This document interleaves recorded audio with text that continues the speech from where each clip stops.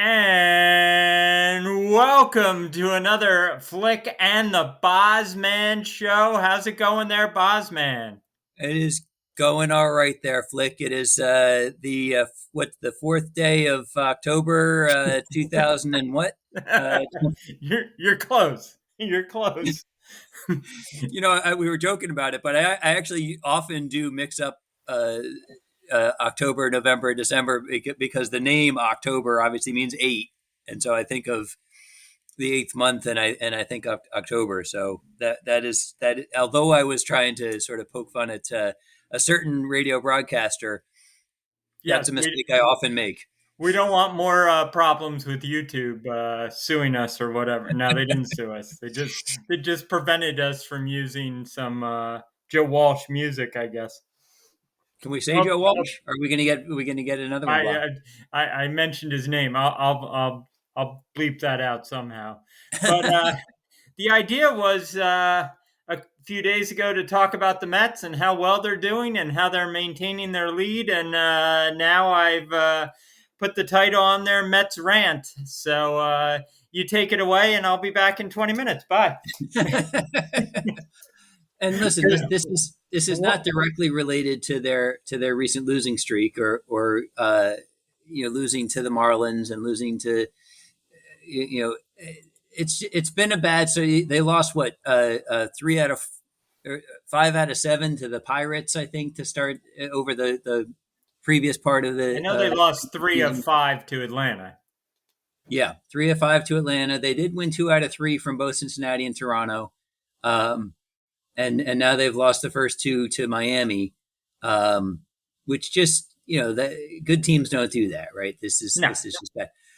There was an interesting thing, and I heard Gary Cohn compare this team to not necessarily compare the team, but he said mentioned that the '73 Mets only won 82 games. They went 82 and 79. It's the closest the Mets have ever coming to go exactly 500, but they won the pennant that year.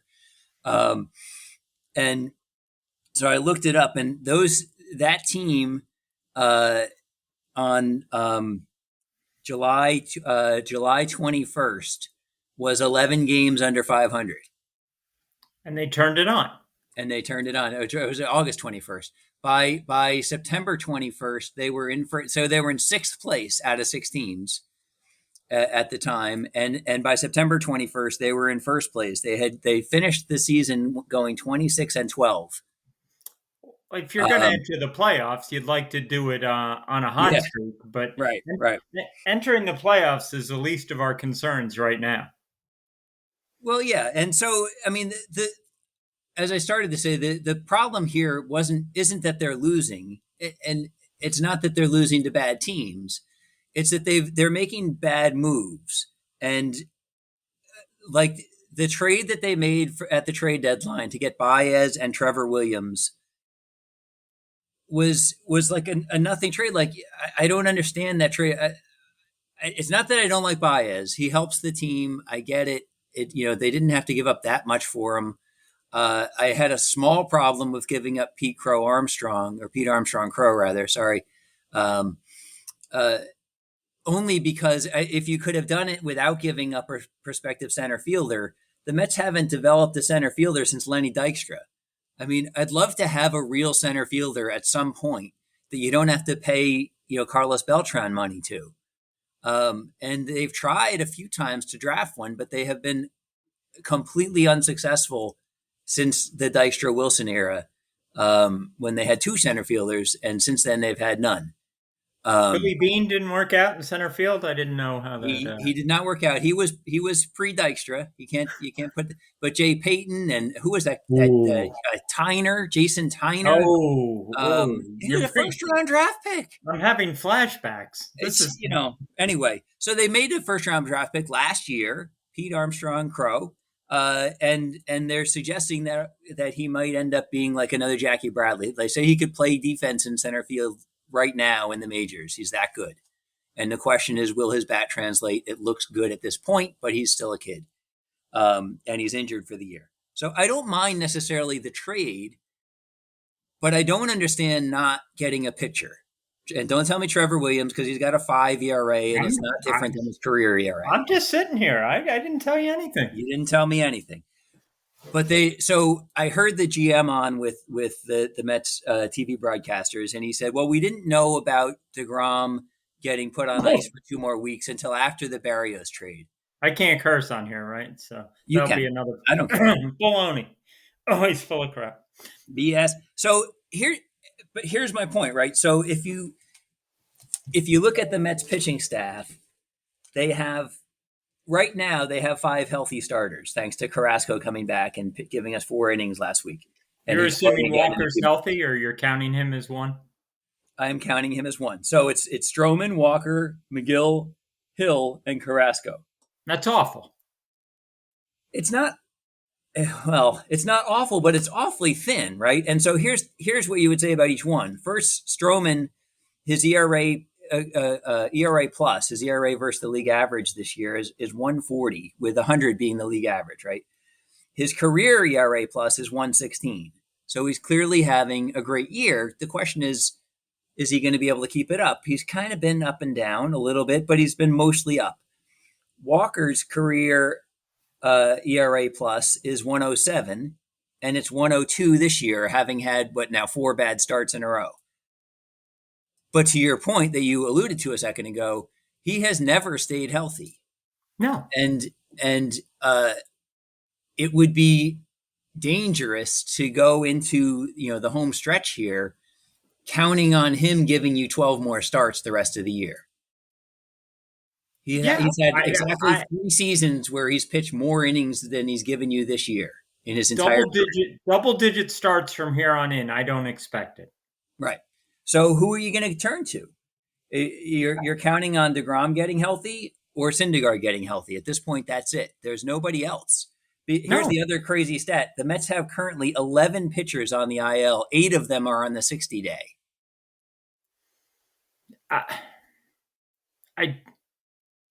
It doesn't make sense. Name 3 guys, not even pitchers. Just name 3 guys for the Mets who haven't been hurt this year. I don't think Alonso's been hurt. Right? I was going to say, that's why you can't get to 3. I'll give you Pete. I don't think McCann's been hurt. I don't know if that's a positive, but okay. I think that's 2. And I'll get to the everyday players in a minute. I have a rant there too. Is Villar, has he been hurt? I think he has, right? He's missed I think he went on the 10-day, but just for that. I think Dom Smith. Yeah, Dom, that's probably the 3rd. That's 3. But here's as bad as that was, they didn't make a trade for another starter beyond Hill. Right. Today, the market was too difficult. It was hard to get guys. We couldn't be creative. I know. So today the Dodgers signed Cole Hamels, who had just pitched a couple weeks ago in a showcase. The Dodgers just traded for Scherzer and Danny Duffy to go along with Kershaw, who's hurt but is expected back, and Walker Buehler and Jose Urias and David Price. And it's like, what the hell? How do the Mets? I'm not saying Cole Hamels is the answer, and he probably needs at least a couple of weeks to get ready to pitch in the majors. And he's not going to help you right away. But the Mets don't actually need him right away. They have 5 serviceable guys. We need him for the inevitable next guy on the disabled list. Right. We need him for the next, you're looking 3 days out, and we have TBA there. Yeah. And it doesn't change. You look 2 hours before game time, and it's TBA. That's funny and creative when you're 5 up, but it's not so funny when you're a game and a half up. I don't need to see Aaron Loop or Corey Oswalt, who actually is on the 60-day DL, starting another game. I get it. Coming into the season, I have to be fair. Coming into the season, the Mets had made a lot of moves to get a lot of depth. Yes. And I thought they had plenty. And they didn't. But they haven't adjusted. And they haven't adjusted. They haven't adjusted well, and they haven't adjusted enough. So that's the starting pitching. I'm going to throw in, since he's a pitcher, I'm going to throw in the draft debacle as well. I have Yeah, no and you idea what should. happened with Kumar Rocker. It's inexcusable on multiple You levels. if you're in a plane, you like to think the pilot knows what he or she is doing. If you're in a car, you like to think the driver knows what they're doing. Yeah. And it has to, if dispirit is a word, it's got to make you upset if you're one of the players and you see someone get drafted and then it not signed for whatever reason, but not signed for, we never made him an offer. It just it's got to make you upset. It And has to. it absolutely, and it doesn't make sense to me.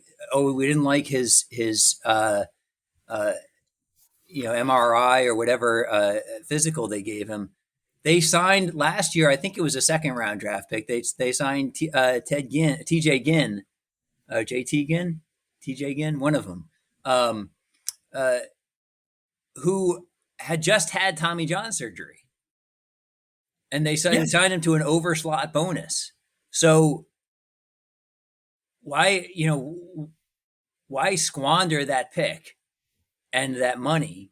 And the other part of the screw up they made was, as has been said on multiple websites, I would not have caught this, but I read it and it made me upset. Uh, is that when you pick someone like Rocker, you also pick someone in rounds 11 to 20, who, if things don't work out for some reason or another, you could give that young high school guy a $6 million contract, um, and try to recoup your losses, and then you get the pick next year. You still get the 11th pick, so they will get the pick because they didn't make an offer. But I don't. I just don't get it, and to not have done their homework. I get it. There's only so much homework. Like they can't.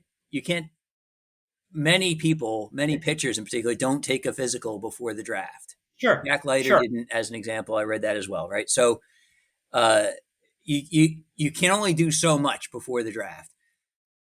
The other And part of things the Rocker happen, pick, and reasonable things happen, and a reasonable amount of injuries happen, and a reasonable amount of managerial mistakes happen. But it, if you watch them as much as we do, more things than are reasonable are happening, both in managerial, in coaching, in injuries. In it can't all be, oh, this is just bad luck. yeah, yeah, and Because look at the Braves, look at the Phillies. What good luck have these teams had? right, None, and we can't pull away from them. and they're And catching us. They're reeling them in. yes, are they reeling us in, or are we backing up, Yeah, or is right. it the same thing? Yeah, I admit you were here a few weeks ago, and I wasn't. I'm like, hey, Dave's a little kooky. I don't know. He's just looking at the worst case scenario. We're up by 5 on a bunch of teams that stink. You were right. I was wrong. And whether they find a way to hold on or regroup or lose the lead and come back and take they mess this up. Whether they ultimately win the division or not isn't the point. yeah, They messed up having a 5 game lead or more over terrible teams. They were once 10 or 11 games up. They should be 15 to 20 games up easy right now. Not up, I'm sorry, over over 500. 500. Yeah, yeah, yeah. Over 500, I meant. Yep, So, but to be what, 5 games, 6 games over 500? It's ridiculous.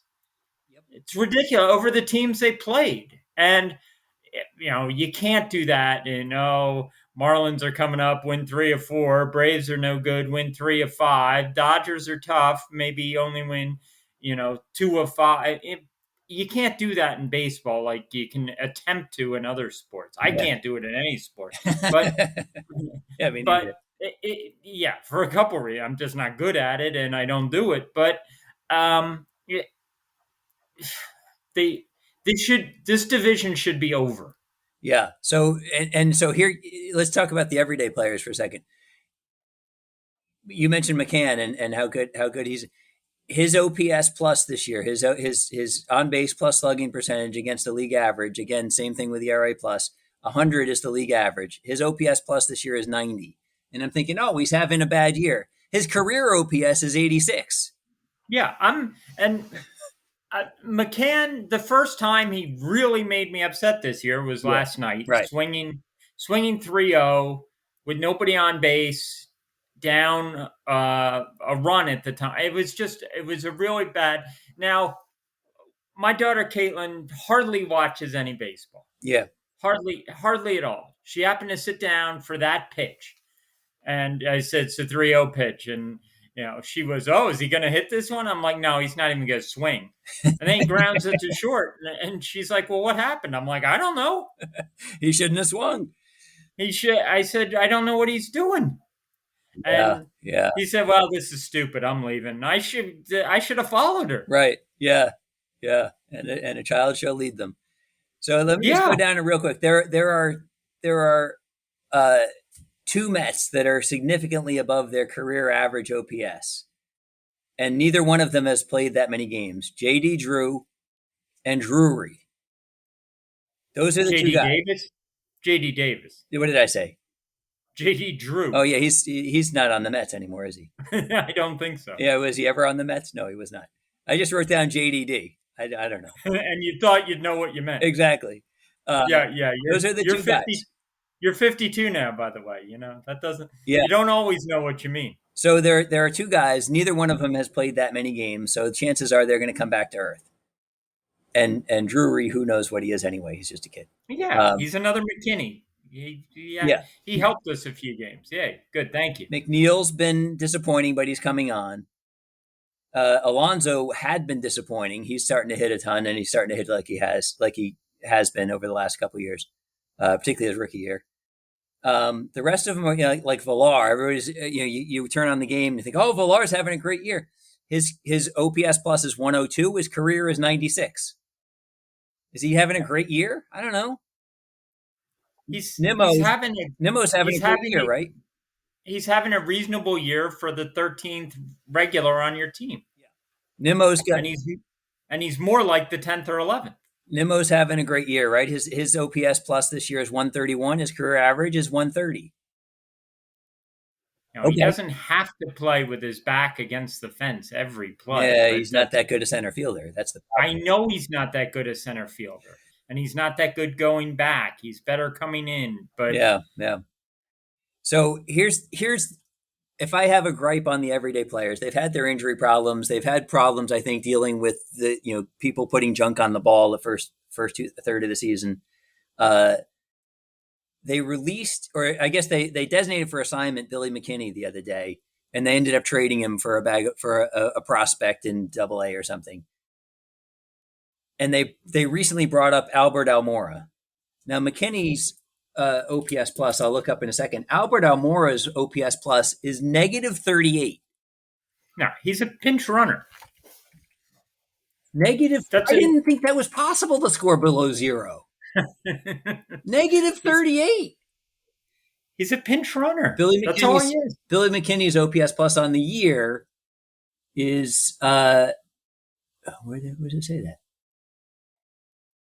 Is that it? Yeah, is 65. With the Mets, it was 112. He's having a bad.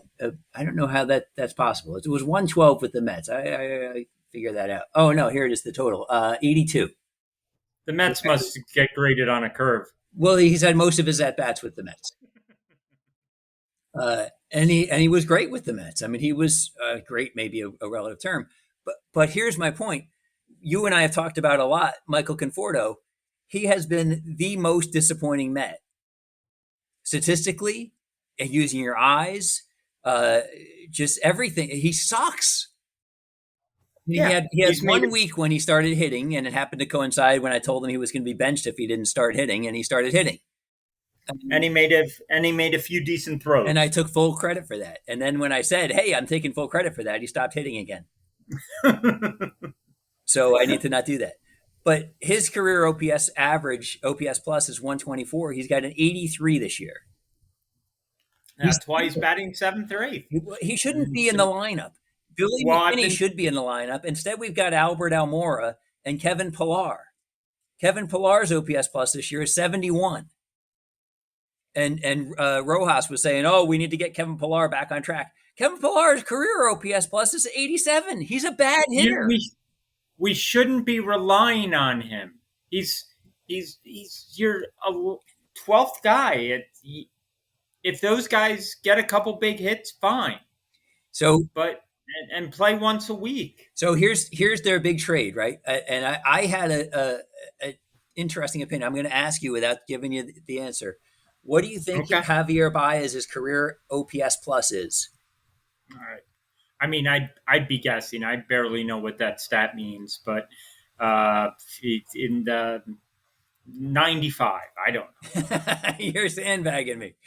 Yeah, No, no, I'm really not. I got. it's I 103. wouldn't know how to look that up if you told me. It's 103. He's slightly better than league average this year. And I've told you, like, he's been bad this year. His on base percentage currently is 287, Well, he strikes out. His 135 times in his 95 games. strikeout rate might be better than his average. Yeah, he strikes out a lot. His slugging percentage is good. Is 477.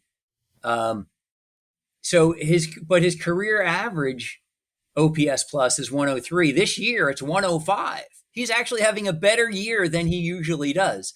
Now that said, he has had a couple years where he was an all-star. In 2018, his OPS plus was 129. He hit 34 home runs. He hit 290, 326 on base percentage, and a 554 slugging percentage. I thought that's who he was, like a 280, 290 hitter, 320 on base percentage, 500 slugging percentage. His actual career averages are 262, 302, 474.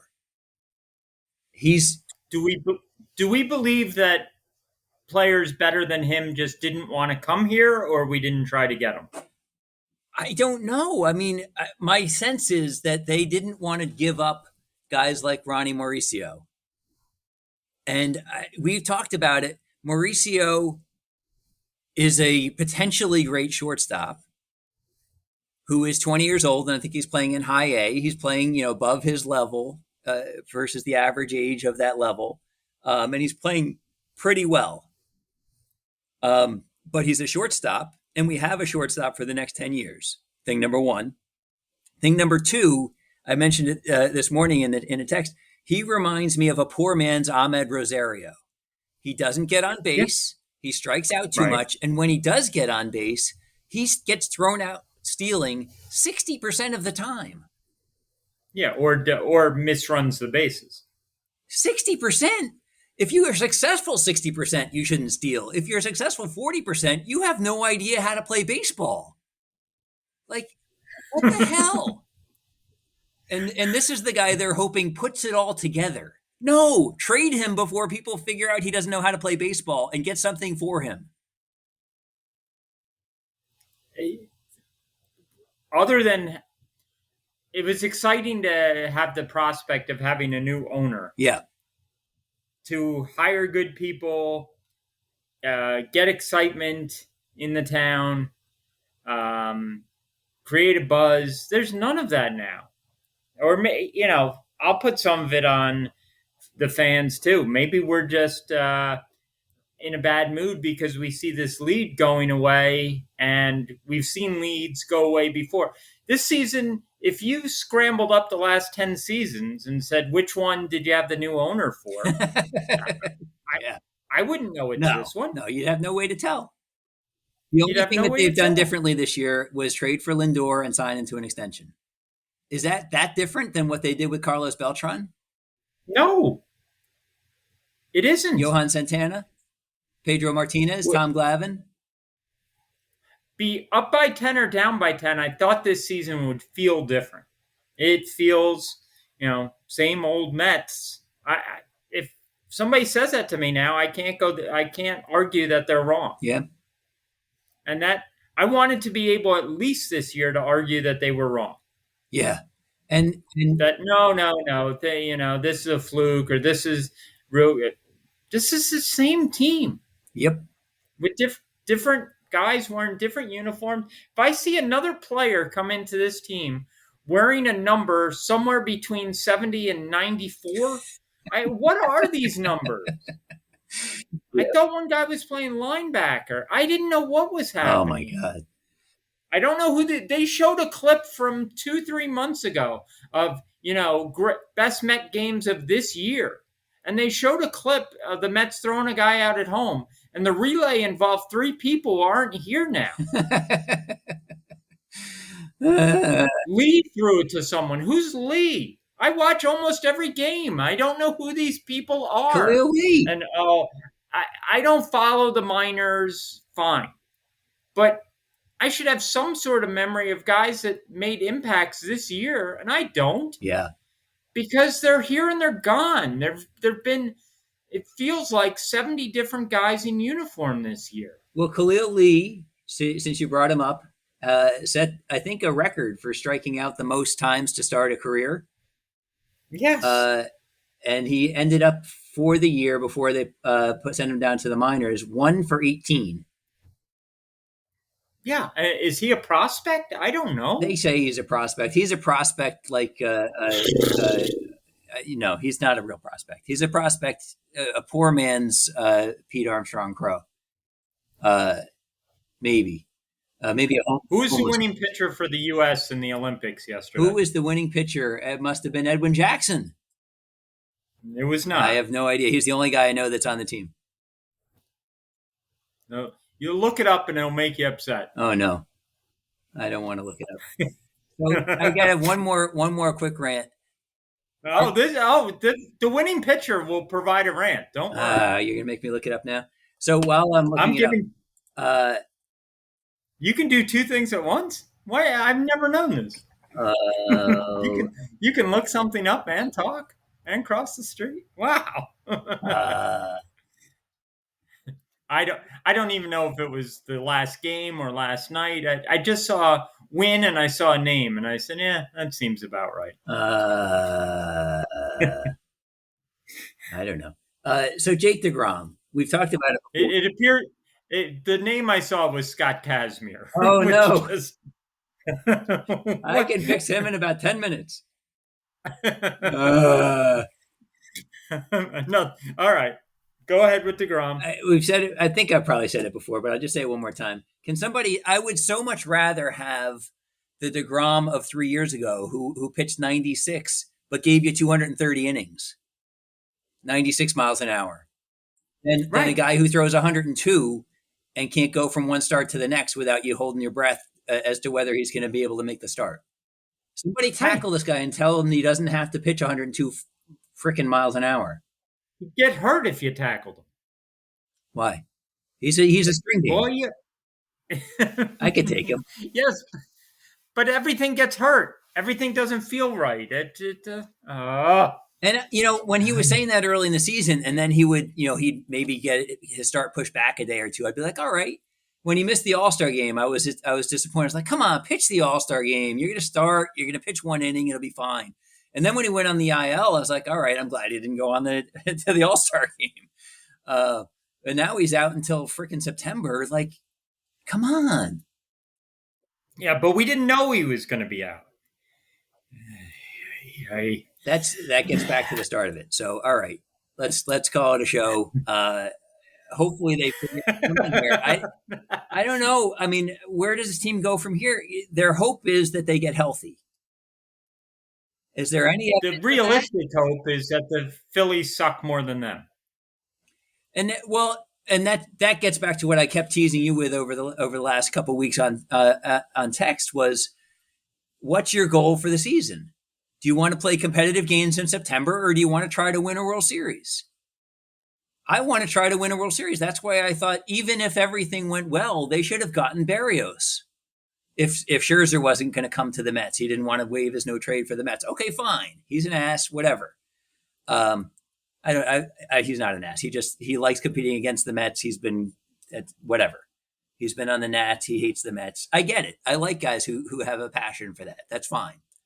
But Berrios, there's no reason they couldn't have gotten Berrios. Just suck it up and give him Ronnie Mauricio and TJ or JT Ginn. That definitely would have gotten the trade done versus what the Blue Jays gave him.